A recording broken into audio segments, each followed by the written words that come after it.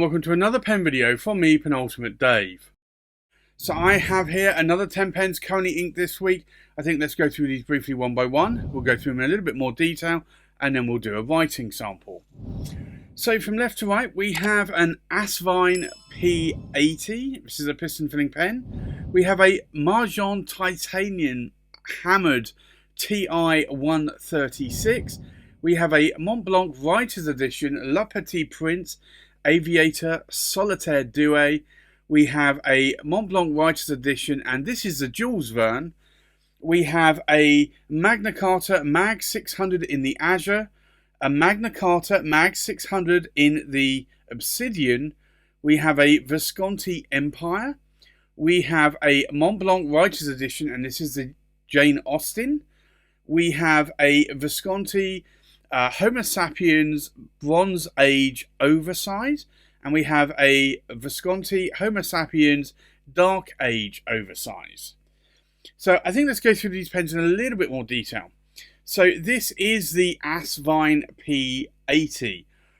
You can see that here it says Asvine and then P80, and this is a piston filling pen, hence the P. This is a pen that was gifted to me from Dr. Joe Vitolo. He sent it to me direct from Amazon. He knows I like overlays. He knows I'm not really into Chinese pens too much, although I have been getting a few Chinese pens lately. He sent me this pen, and I have this inked up. It's a really nice overlay. It reminds me very much of a Visconti watermark. He ordered this with a medium nib because he knows he's normally an extra fine nib guy and I'm a medium nib guy. You can't really post a cap, it's not designed to do so, but it's a nice pen, and I have to say I did need to do a little bit of work on the nib, like I find with pretty much all Chinese pens. However, that now writes quite nicely. So I am liking, and I have not only liking it, but writing with it. So I have that one inked up this week as well. Another Chinese pen is a pen that when I saw this, it reminded me and a lot of my friends of the Montblanc Martelet. And when we saw this, we kind of wanted it. There's just a standard brushed titanium look to this without the hammered effect, which is I think about £45 on AliExpress. This one was about £137 I think shipped to me, but this really looks the part. It's not a light pen, even though it is titanium, but I really do like this hammered effect. You can just see that there. I have always wanted a Montblanc Martelet. The prices though typically run quite high, so I have always decided against that. But as always, never say never. And that's my motto, because at some point I will probably find a Montblanc Martelet for maybe not a really good price, but a good price. And I will probably buy one. But until that time, I've got this one here. So this is a Majohn. And hopefully you can see that there. It's a titanium TI 136. You have the ink window there. It's a piston filling pen. I got a lemon nib with this one, and I ordered a medium nib. And apparently, if you order an EF or a fine nib, you get the Majohn nib. Apparently, if you order a medium nib, you get a lemon nib. And still don't quite understand the reasoning behind that. I'm guessing lemon is probably another brand or sub-brand of the company. So, yeah, but I ordered a medium and I got effectively what is a Fude nib. Now, I have since ground this nib, hoping you can see that there. It is more of an upturned nib. So I have ground it, and it's a little bit more to a medium architect now, which I actually don't mind. I actually quite like. I can post that cap, and it will post deeply and securely. And honestly, even though I had to go back and forth with the seller over 30 messages, in English. The seller didn't speak English, so the seller spoke Chinese, and we were using the app to translate. They actually offered me a replacement nib for $1, not dollar, cent. I declined it because I didn't want to pay them any more money. It was their mistake. However, I wouldn't order from that seller on AliExpress again, but I would like another one of these. So I might look at getting another one. I don't need to, but I just like the look of this pen. And if I guess I don't normally do duplicates of pens. There are exceptions.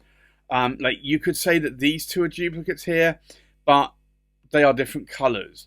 So I don't really class them as duplicates.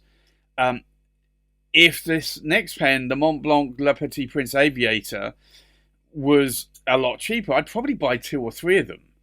I just don't want to be paying that higher price for another duplicate. It just kind of seems a little bit strange to me to do so.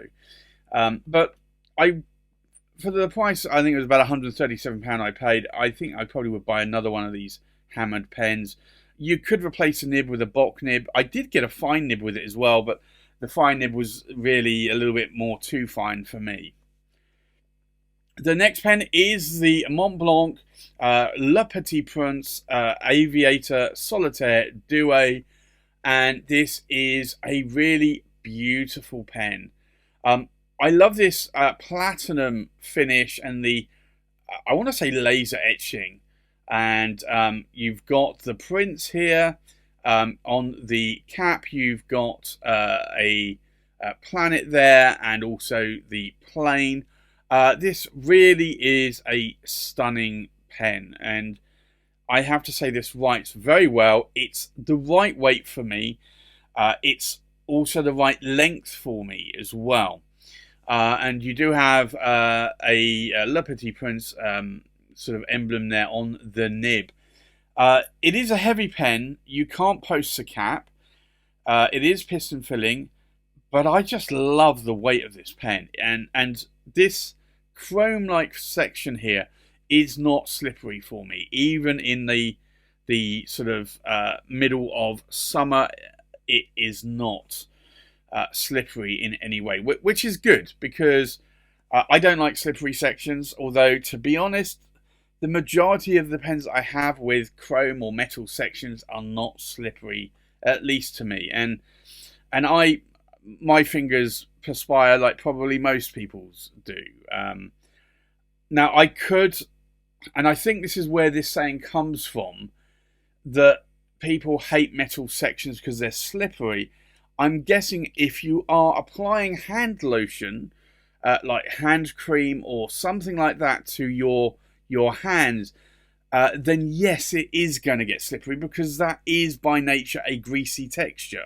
So I can certainly understand why some people don't like metal sections. The next pen inked up is the Montblanc. This is the writer's edition, Jules Verne. It's got a beautiful enamel and guilloche there. I really, really love this pen. And before I embarked on this Montblanc journey, I always said that this was the pen I wanted from Montblanc if I ever wanted a pen. There was maybe 1 or 2 others. I know another was the UNICEF, which I still don't have. I'm wanting that one less and less now.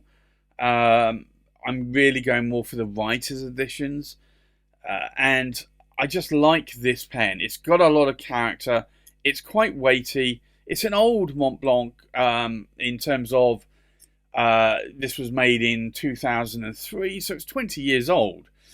But you've got the Jules Verne on the logo. You can also, which is rare nowadays, post the cap on this, and it posts onto the body. I do like this pen a lot. I did pick it up secondhand from another pen pal, Tony. He had this one in a medium. He wanted a fine. He got a fine eventually, and at that point he looked to sell this. And we exchanged a couple of pens. I exchanged a couple of pens. He exchanged one. I exchanged 2 Visconti Millionaires. We did it based on price.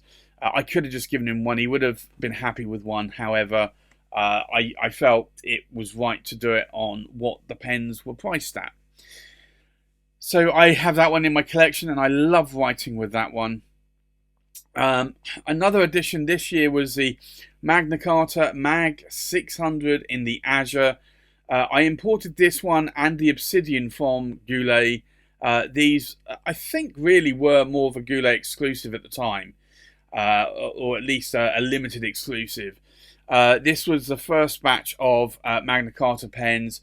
It is a number 6 size nib there, not a number 8 size nib. It's a 14 karat gold, I'd say vintage flex. Although it's 14 karat gold, the original nibs were not inscribed or branded with 14 karat, which is a shame. You kind of can post that cap, but it's really not going to be that sturdy. But it's a long pen. You don't really need to. I do like this resin. This resin, stacked resin, is beautiful. I kind of would like it in maybe there's a purple one out there and I think a yellow one, and I kind of would like it in those, but these were about $450 US, I think, and it worked out to about £500 imported. So I'm not so sure I will probably buy any more of these. They are really nice flex nibs, but it also, because they are flex nibs, true flex nibs, I'm not going to write with them as much. They are super wet writers, and the lightest a touch will flex that nib. So it does make it a little bit more harder to write with it if you're writing a letter, and I typically write quite fast as well. This next pen here is the Magna Carta Mag 600, but in the Obsidian. So this is a black and grey not celluloid. It looks like celluloid. It's a stacked resin, just like the Azure there. Again, a beautiful pen. I really do like this stacked resin.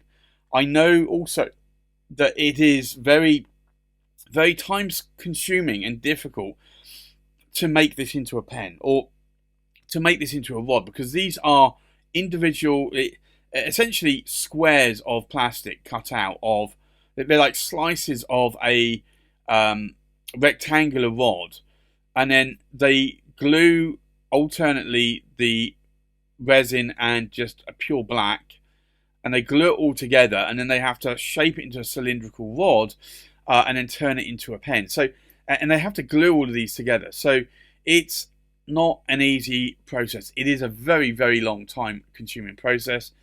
But again, this was the first batch of nibs, so this is the 14 karat, but it's not stamped as 14 karat.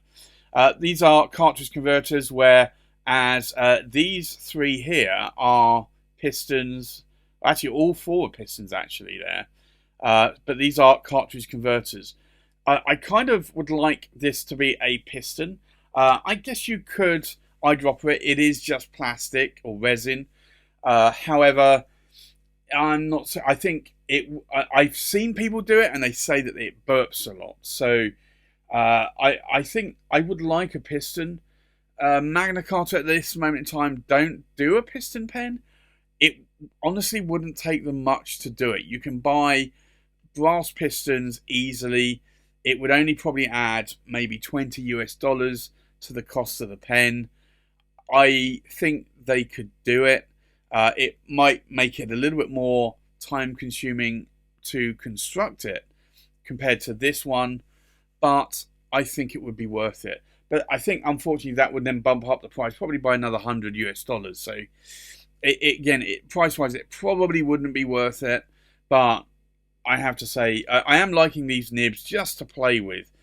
I just can't really write a decent letter with it because they are just way too bouncy nibs. I never thought I would say that about a fountain pen. The next pen I bought again this year was the Visconti Empire, and this was, if you saw the unboxing review of this, it came in a little bit sort of the I want to say in a decrepit state. It wasn't decrepit, but it it had a lot of white faux leather all stuck to the pen. It looked as though somebody had dropped it in a white paint pot. Luckily, it all scraped off quite nicely, and it is a beautiful pen. A friend of mine, again Tony, in Kansas City, he's had one for a while, and he has said you really need to get this. I saw one going for a good price, and I picked it up and on eBay, as you do, and I really, really like this pen. So for me, this is a beautiful, beautiful pen. Now, I know one of the viewers actually said about, is that a crack on the cap band here?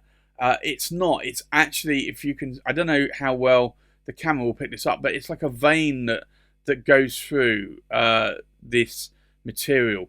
And you can probably see it a little bit more here on the power vac knob, and also here as well. So it's a beautiful pen. I like it a lot. It's got an 18 karat gold. This is one of the original Bock 18 karat gold nibs. It's a medium nib. It's, I want to say maybe it feels a little bit thinner in my hand than some of my pens, but it's not that thin. I can post the cap, but again, it's a little bit too long to post. It is a power vac filling pen, so I do like that a lot, and I can certainly hold a lot of ink in there, and it does have an ink reservoir window as well.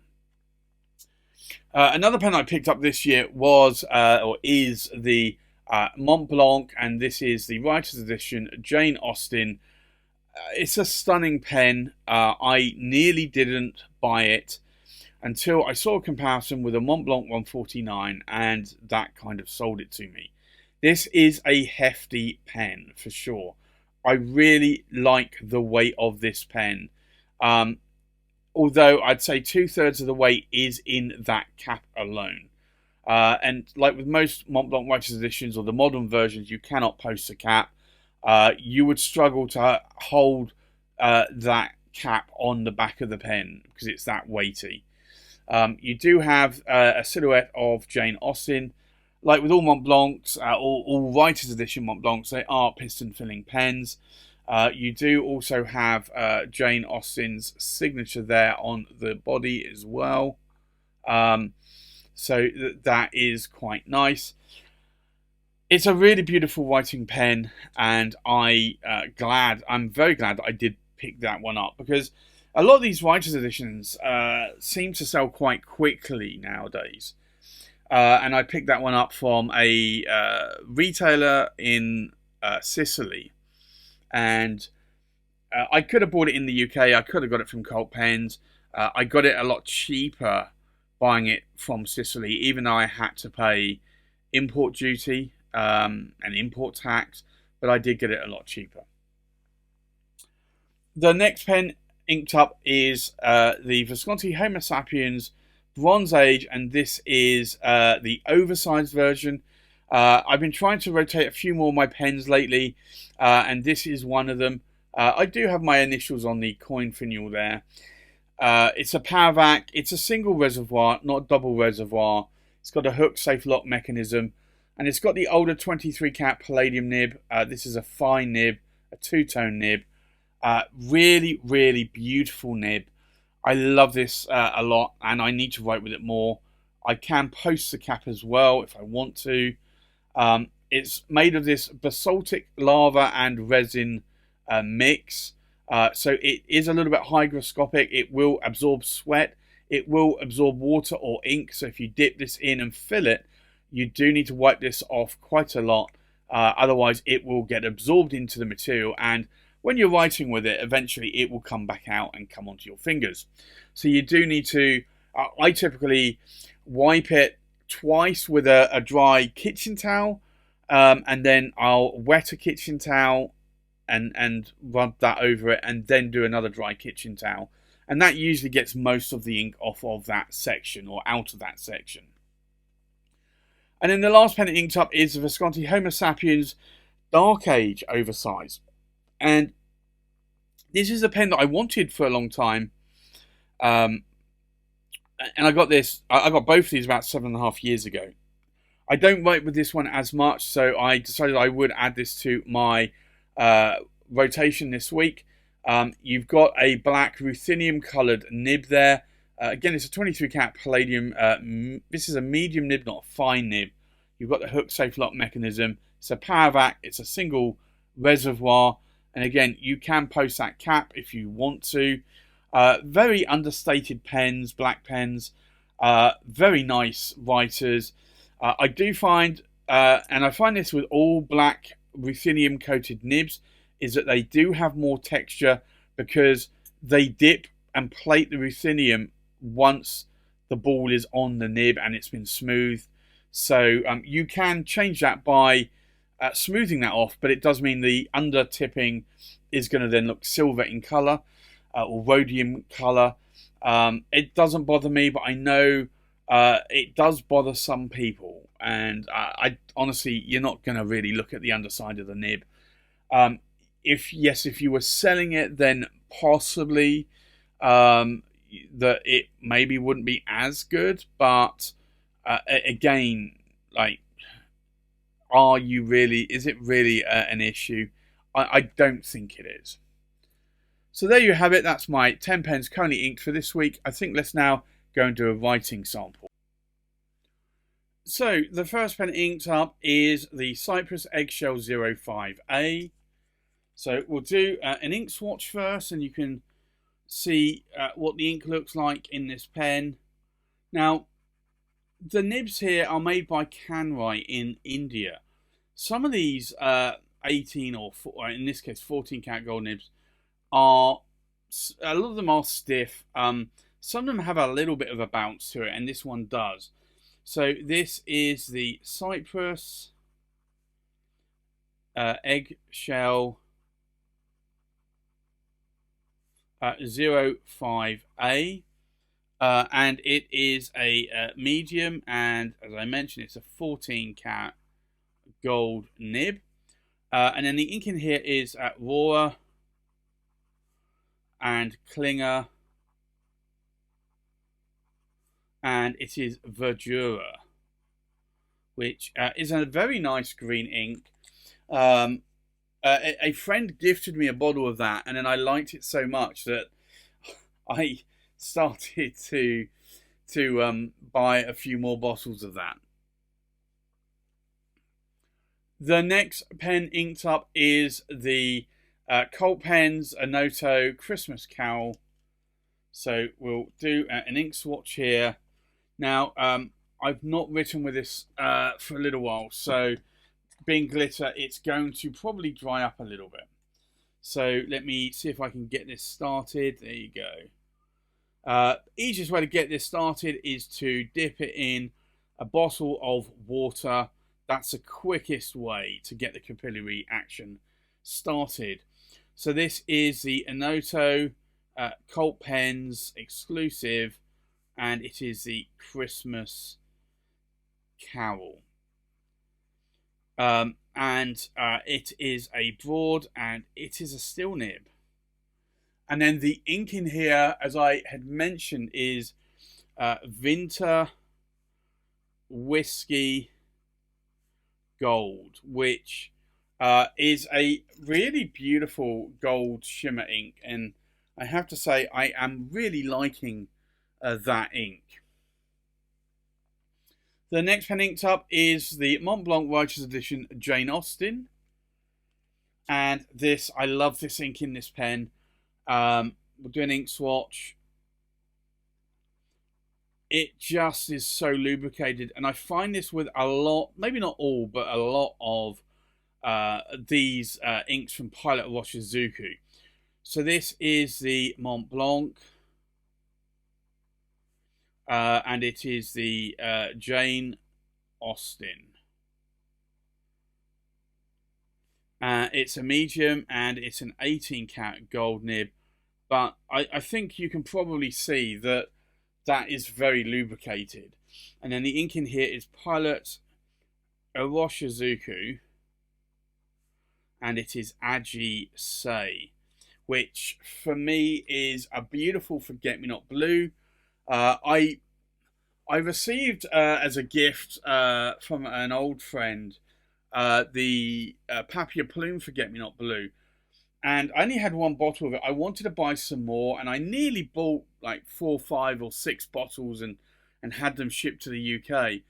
But I decided I would go on an experimentation and try and see if I could find an ink that was almost identical, and I found it, and it was Pilot Washizuku Agi Say. So if you like Papier Plume forget-me-not blue, but you don't want to buy it, or you want a replacement for it, then Pilot Washizuku Agi Say is a good replacement. The next pen inked up is the Montblanc Around the World in 80 Days. So technically not really a writer's edition, but I do not care. I like this pen a lot. I like the contrasting black and gold. I like that it's... I didn't like that it was wood, but I like that it's wood now. If that makes any sense. So this is the Montblanc Around the World.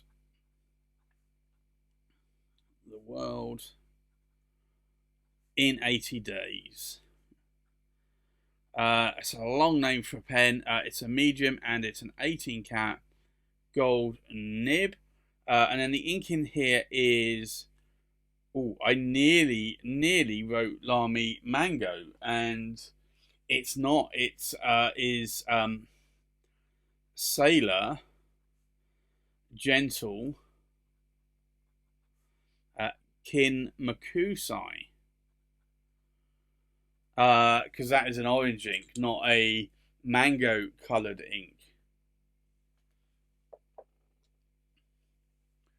The next pen inked up is the Montblanc Writer's Edition Jules Verne.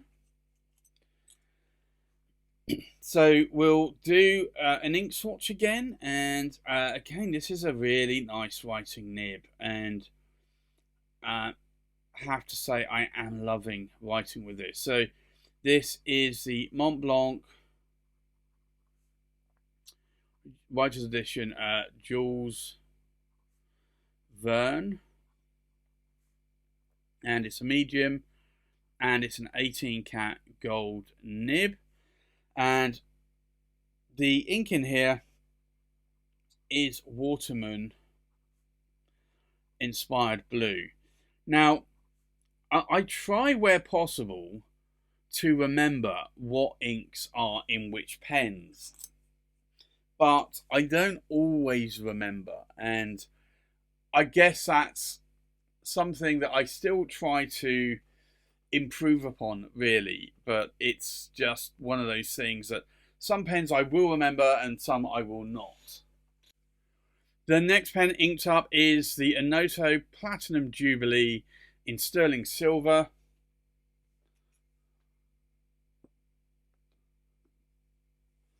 So we'll do an ink swatch here.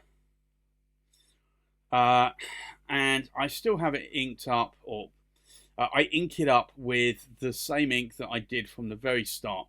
So this is the Enoto Platinum Jubilee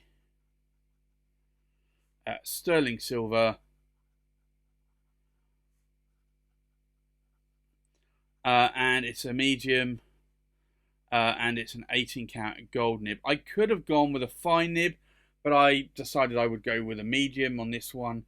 And then the ink in here is Diamine Majestic Purple, which is a nice ink that I do like inking it up with. The next pen inked up is the Enoto Coronation pen in sterling silver. So we'll do an ink swatch. And I do have this inked up with a different ink, and I think actually I'm going to probably stick with this ink.